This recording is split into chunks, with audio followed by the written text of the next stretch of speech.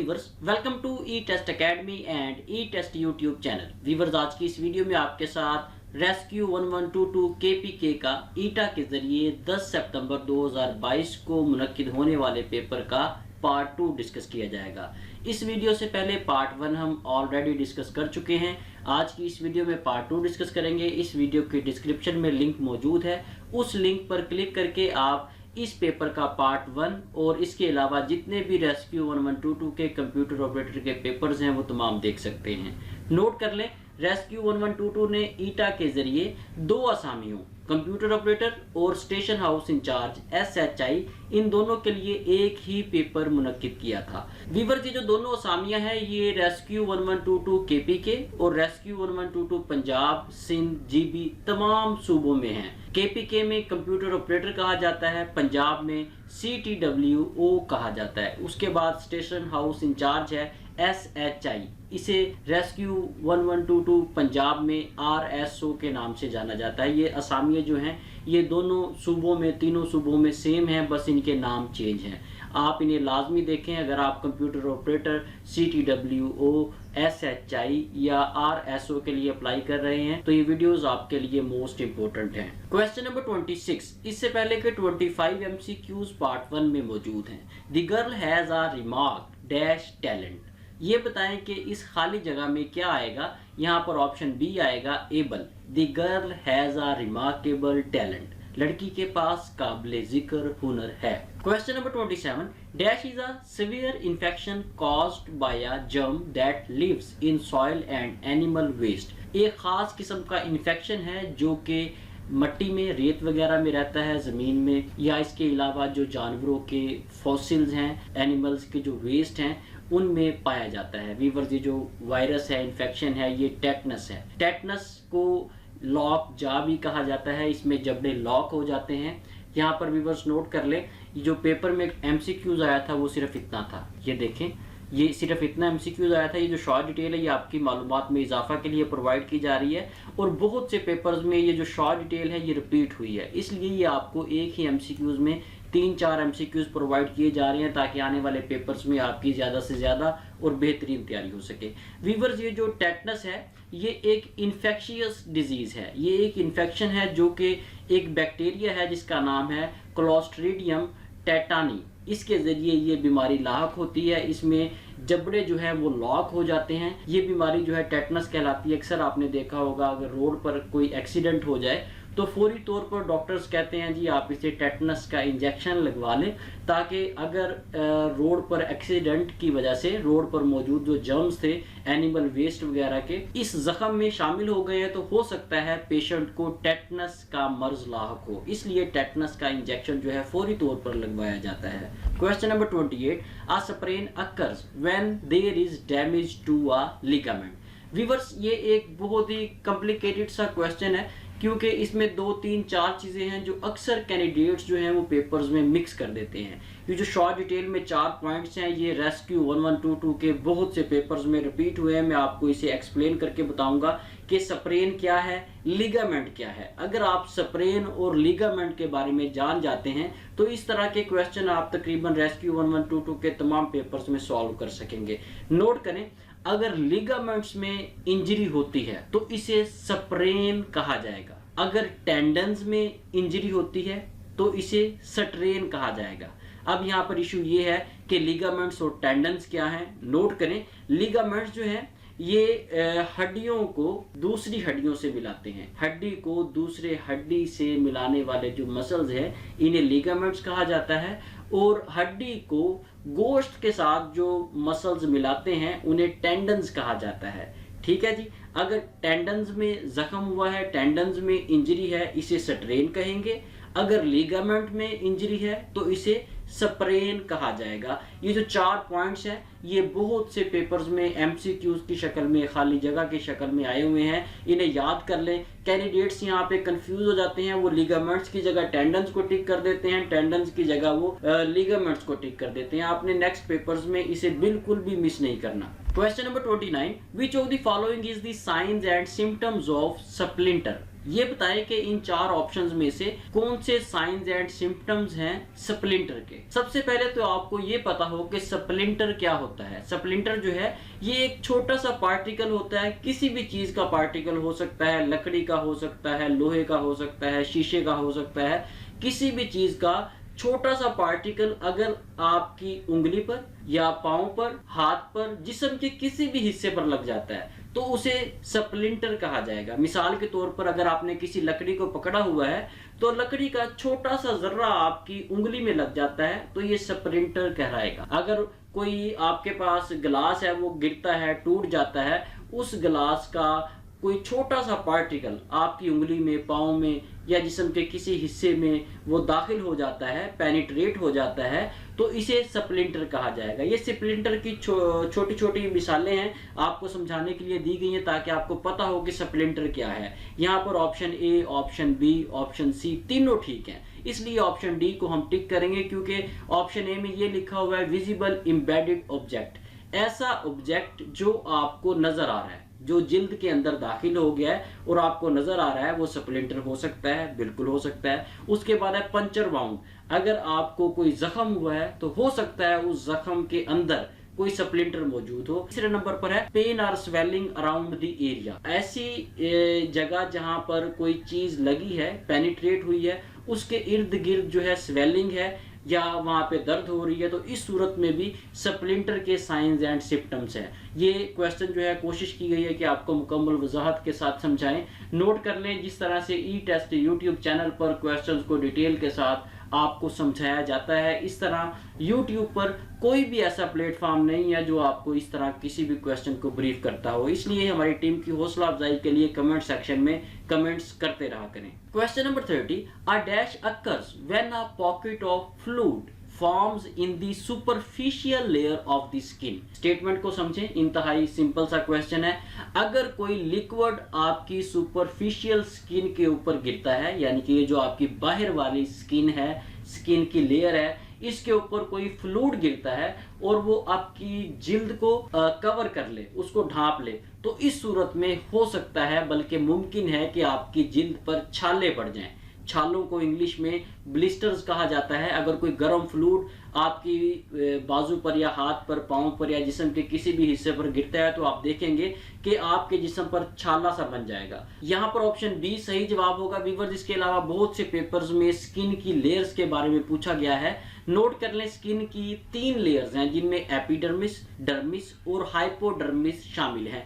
Epidermis जो है ये सबसे ऊपर वाली जिल्द की लेयर है और इससे नीचे वाली जो लेयर है उसे डर्मिस कहा जाता है, और सबसे जो अंदर वाली स्किन की जिल्द की लेयर है, तय है, उसे हाइपोडर्मिस कहा जाता है। व्यूअर्स, मजीद आगे जाने से पहले आपसे रिक्वेस्ट है कि वीडियो को लाइक जरूर कर दें। किसी भी पेपर को सॉल्व करने के लिए ई टेस्ट एकेडमी की टीम को बहुत ज्यादा मेहनत करनी पड़ती है, इसलिए हमारी टीम की हौसला अफजाई के लिए कमेंट सेक्शन में सजेशंस देते रहा करें। टीम की हौसला अफजाई के लिए कमेंट्स करते रहा करें। इसके साथ साथ व्यूअर्स, अगर आपने अभी तक ई टेस्ट यूट्यूब चैनल को सब्सक्राइब नहीं किया तो हमारे इस चैनल को सब्सक्राइब कर लें ताकि फ्यूचर में आपको लेटेस्ट सॉल्व पेपर्स की अपडेट्स बर वक्त मिलती रहें। व्यूअर्स, इसके साथ साथ नोट कर लें, ई टेस्ट एकेडमी ने कंप्यूटर ऑपरेटर और स्टेशन हाउस इंचार्ज पेपर्स की तैयारी के लिए मौजूदा और साबका हलशुदा पेपर्स पर मुश्तमिल नोट्स तैयार किए हैं। अगर आप up to date computer operator और SHI के नोट्स बजरिया डाक मंगवाना चाहते हैं तो हमारे ई टेस्ट एकेडमी के ऑफिशियल व्हाट्सएप कॉन्टैक्ट नंबर पर राब्ता करें और घर बैठे ये नोट्स मुनासिब कीमत पर बजरिया डाक मंगवाएं।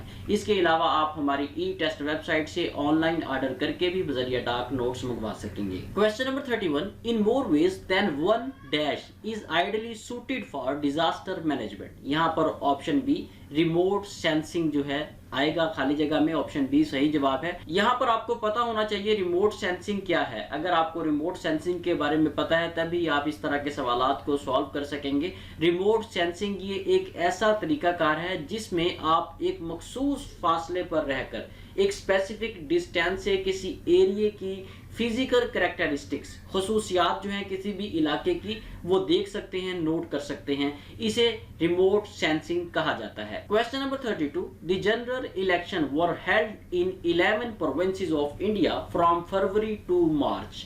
इंडिया में 11 सूबों में इलेक्शंस मुनक्किद किए गए थे जो कि फरवरी से मार्च तक जारी रहे थे। बताएं ये किस साल के इलेक्शंस थे। व्यूअर्स, ये जो फरवरी में इलेक्शंस हुए थे जनरल इलेक्शन इंडिया में और मार्च तक जारी रहे थे, ये 1937 के इलेक्शंस थे। इन इलेक्शंस में 3 पार्टियों ने हिस्सा लिया था। ये जो 3 पॉलिटिकल पार्टीज थी, इनमें all India Muslim league, Indian national Congress और यूनियनिस्ट पार्टी थी। इन इलेक्शंस में ऑल इंडिया मुस्लिम लीग को 109 नशिस्तों पर कामयाबी हासिल हुई। इंडियन नेशनल कांग्रेस INC को 707 नशिस्तों पर कामयाबी मिली और यूनियनिस्ट पार्टी को 101 नशिस्तों पर कामयाबी हासिल हुई। व्यूअर्स, यहाँ पर अब आपने याद क्या करना है, कई पेपर्स में ये क्वेश्चन रिपीट हुआ है। एक तो आपने ये याद करना है कि 1937 के जो इलेक्शंस थे वो फरवरी में शुरू हुए और मार्च में खत्म हुए। 1937 के इलेक्शंस में 11 सूबों को मुंतखब किया गया जहां पर इलेक्शन मुनक्किद किए गए। इसके अलावा आपने ये याद करना है कि किस पार्टी ने कितनी नशिस्तों पर कामयाबी हासिल की। ये क्वेश्चन कई पेपर्स में मुख्तलिफ पॉइंट ऑफ व्यू से पूछा गया है। तमाम पॉइंट्स आपके साथ इस एक ही क्वेश्चन में डिस्कस कर दिए हैं। इन्हें याद कर लें, ज़हन नशीन कर लें। जिन कैंडिडेट्स ने नोट्स मंगवा लिए हैं उन्हें ये लिखने की ज़रूरत नहीं है। जिन कैंडिडेट्स ने नोट्स नहीं मंगवाए या वो नोट्स मंगवाना अफोर्ड नहीं कर सकते, तो वो अपने पास इन तमाम पॉइंट्स को किसी कागज़ पर लिख लें ताकि आने वाले पेपर्स में वो इसे आसानी से बार बार दोहरा सकें। Question number 33. A dash is an extreme event or a physical condition to life property is the environment. खाली जगह में hazard आएगा, ऑप्शन C यहाँ पर सही जवाब है। Question number 34.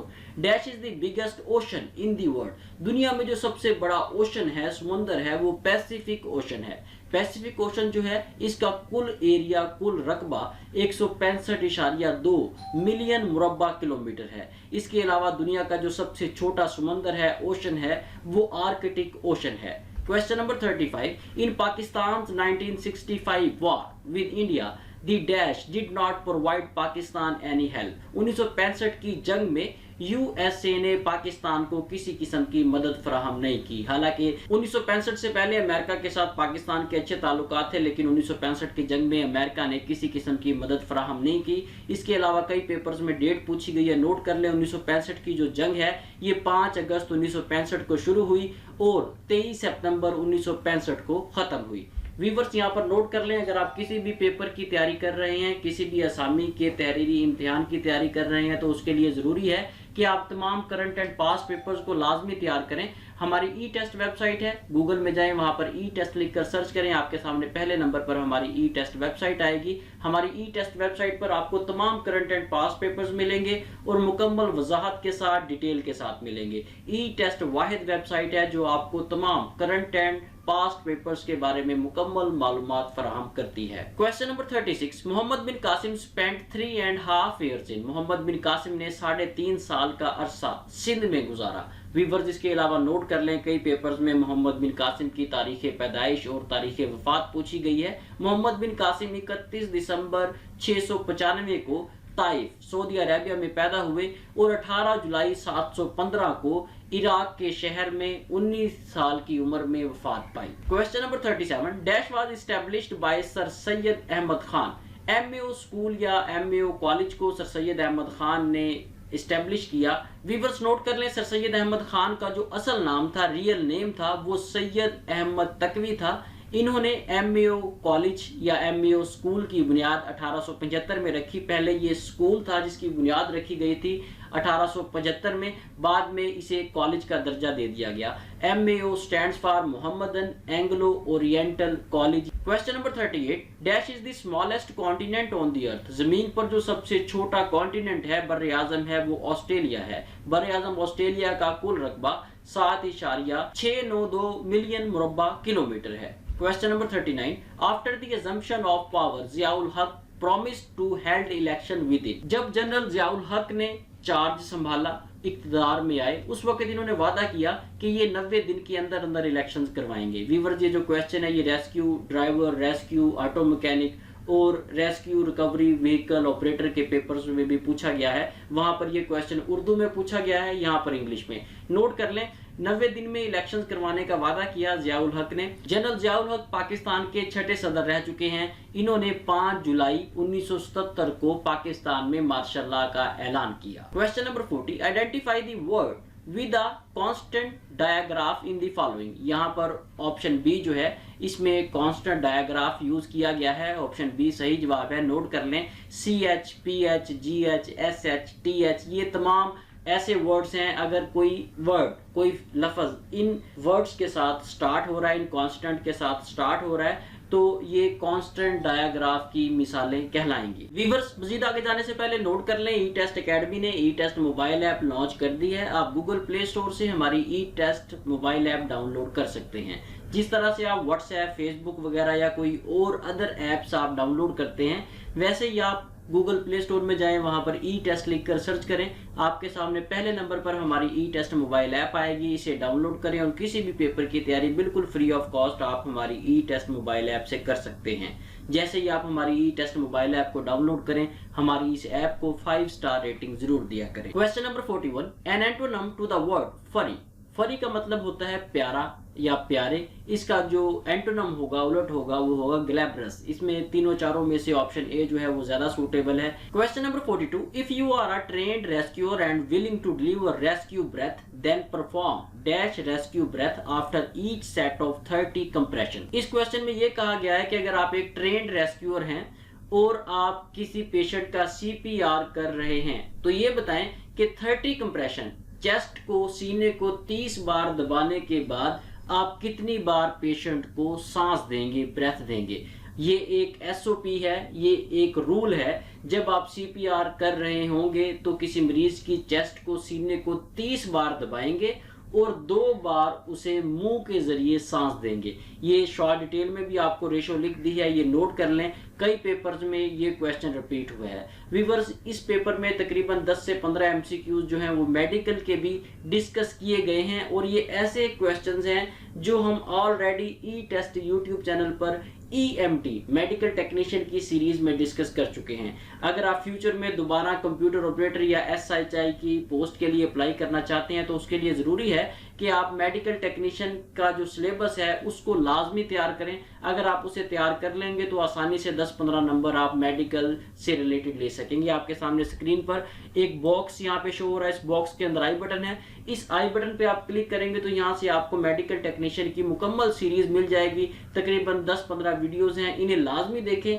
इन 10-15 वीडियोस को देखने से आप आसानी से 10-15 नंबर किसी भी रेस्क्यू के पेपर में आसानी से ले सकेंगे। Question number 43, they rejected his message and mocked him. उन्होंने उसके पैगाम को रद्द कर दिया और उसका मजाक उड़ाया। ये बताएं, जो मोक्ड वर्ड यहाँ पे यूज हुआ है, अंडरलाइंड है, इसका क्या मतलब है। इन चारों ऑप्शन में जो ऑप्शन डी है डिराइड, ये इससे मिलता जुलता वर्ड है। डिराइड का मतलब है तंज करना, मॉक्ड का मतलब है मजाक उड़ाना। यहाँ पर ऑप्शन डी जो है वो सही जवाब कहलाएगा। Question number 44, how to deliver effective chest compression. Effective chest compression जो है वो आप किस तरह से देंगे। व्यूअर्स, ये CPR से रिलेटेड क्वेश्चन है, मेडिकल से रिलेटेड है। इसमें तरीकाकार ये होता है, जो पेशेंट होता है उसकी चेस्ट पर जो दरमियान वाली बोन है, हड्डी है, उस पर आप हाथ रखेंगे। जो हथेलियां हैं वो रखकर आप 30 कंप्रेशन देंगे। और यही बात जो है ऑप्शन बी में लिखी हुई है, place the heel of the hand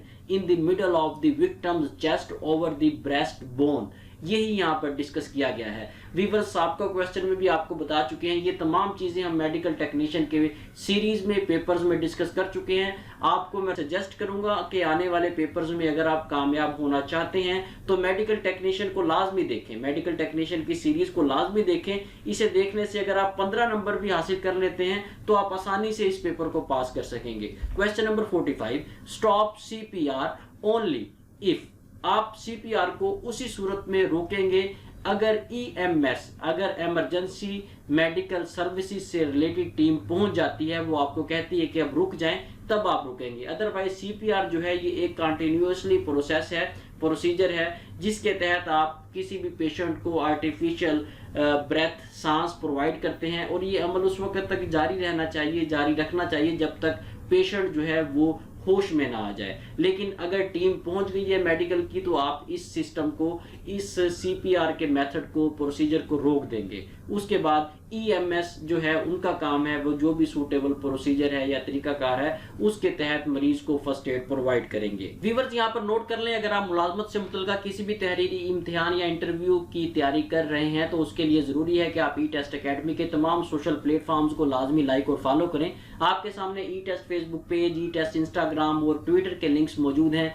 in तमाम को लाइक कर लें, फॉलो कर लें, क्योंकि इन तमाम प्लेटफॉर्म्स पर भी हम रोजाना की बुनियाद पर लेटेस्ट MCQs अपलोड करते रहते हैं। Question number 46, if there is no space next to victim to kneel and perform chest compression then deliver chest compression using the. अगर आपके पास इतनी जगह नहीं है कि आप चेस्ट कंप्रेशन का जो अमल है वो जारी रख सकें, तो इस सूरत में आप ओवर द हेड टेक्निक, ये एक टेक्निक है CPR की, इसके तहत आप चेस्ट कंप्रेशन देंगे। ऑप्शन सी यहाँ पर सही जवाब है। Question number 47. A defibrillator is a medical device used to deliver a controlled electrical shock to a victim of cardiac arrest. अगर कार्डियक अरेस्ट का पेशेंट है तो उसे आप डिफिब्रिलेटर के जरिए उसे शॉक देंगे। अक्सर आपने देखा होगा कि जब पेशेंट अनकॉन्शियस हो जाता है, उसके दिल की धड़कन रुक जाती है, नब्ज चलना बंद हो जाती है, तो इस सूरत में उसे इलेक्ट्रिकल शॉक दिया जाता है। उसके सीने पर पैड्स लगाए जाते हैं, पैड्स की मदद से उसे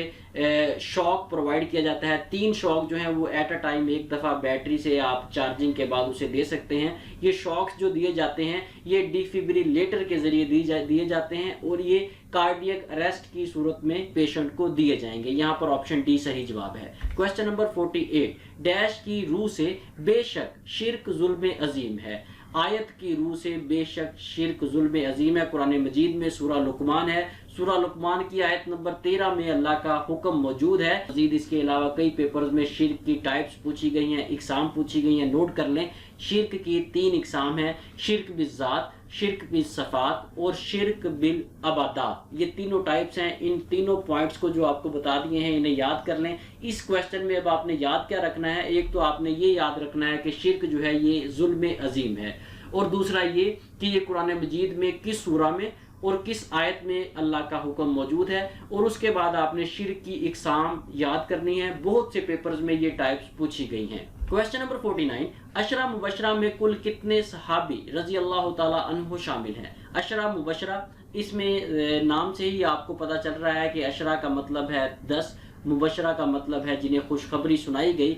ये ऐसे 10 सहाबी हैं जिन्हें दुनिया में ही, उनकी ज़िंदगी में ही उन्हें जन्नती होने की बशारत दे दी गई। अशरा मुबशरा में अबू बकर सदीक रजी अल्लाह ताला अन्हु, उमर फारूक रजी अल्लाह ताला अन्हु, उस्मान गनी रजी अल्लाह ताला अन्हु, अली रजी अल्लाह ताला अन्हु, तलहा बिन उबैद रजी अल्लाह ताला अन्हु, जुबैर इब्ने अवाम रजी अल्लाह ताला अन्हु, अब्दुर्रहमान बिन औफ रजी अल्लाह ताला अन्हु, साद बिन अबी वकास रजी अल्लाह ताला अन्हु, सईद बिन जैद रजी अल्लाह ताला अन्हु और अबू उबैदा इब्ने अल-जरा रजी अल्लाह ताला अन्हु शामिल हैं। ये 10 सहाबा कराम हैं जो अशरा मुबशरा में शामिल हैं। पेपर से हटकर भी एक मुसलमान होने की हैसियत से हमें इन सहाबा कराम के नाम पता होना चाहिए कि ये सहाबा कराम जो है ये अशरा मुबशरा में शामिल हैं। इन्हें नोट कर लें, क्योंकि ये तमाम नाम जो है आपको यूट्यूब पर किसी भी चैनल पर नहीं बताए जाएंगे। ये आपकी मालूमात में इजाफा के लिए बताए गए हैं और बहुत से पेपर्स में पूछा गया है। ऑप्शंस दिए गए हैं, 4 ऑप्शंस हैं। पूछा गया है कि ये बताएं इन चारों में से अशरा मुबशरा में कौन सा सहाबी शामिल है। उन चारों ऑप्शंस में एक सहाबी जो है वो अशरा मुबशरा में शामिल होता है। और अगर आपको इन 10 के 10 सहाबा कराम के नाम याद हैं तो आने वाले पेपर्स में इस तरह का MCQs आप आसानी से अटेम्प्ट कर लेंगे। सवाल नंबर 50, नबी सल्लल्लाहु अलैहि वसल्लम नमाज के लिए डैश की तलकीन करते थे। नबी सल्लल्लाहु अलैहि वसल्लम नमाज के लिए मुसवाक की तलकीन करते थे। मसवाक करना जो है ये नबी सल्लल्लाहु अलैहि वसल्लम का पसंदीदा अमल है जिसे वो हर नमाज से पहले दोहराया करते थे। मसवाक के बारे में नबी सल्लल्लाहु अलैहि वसल्लम फरमाया करते थे कि अगर मेरी उम्मत पर दुश्वार ना होता, यानी कि अगर मेरी उम्मत के लिए मुश्किल ना होता तो मैं इनको तलकीन करता, इनको हुक्म देता कि हर नमाज के वक़्त मसवाक करें। ये अबू हुरैरा रज़ी अल्लाह ताला अन्हु ने हदीस रवायत की है। अगर आप इसे चेक करना चाहें तो अल मुस्लिम की जिल्द नंबर 1 हदीस नंबर 252 में चेक कर सकते हैं। इसके साथ ही व्यूअर्स हमें इजाजत दें। इंशाल्लाह नेक्स्ट वीडियो में कंप्यूटर ऑपरेटर और station house incharge SHI paper के पार्ट 3 के साथ दोबारा हाजिर होंगे। अगर आपने अभी तक ई टेस्ट यूट्यूब चैनल को सब्सक्राइब नहीं किया तो हमारे इस चैनल को सब्सक्राइब कर लें ताकि फ्यूचर में आपको लेटेस्ट सॉल्व पेपर्स की अपडेट्स बर वक्त मिलती रहे। अल्लाह हाफिज।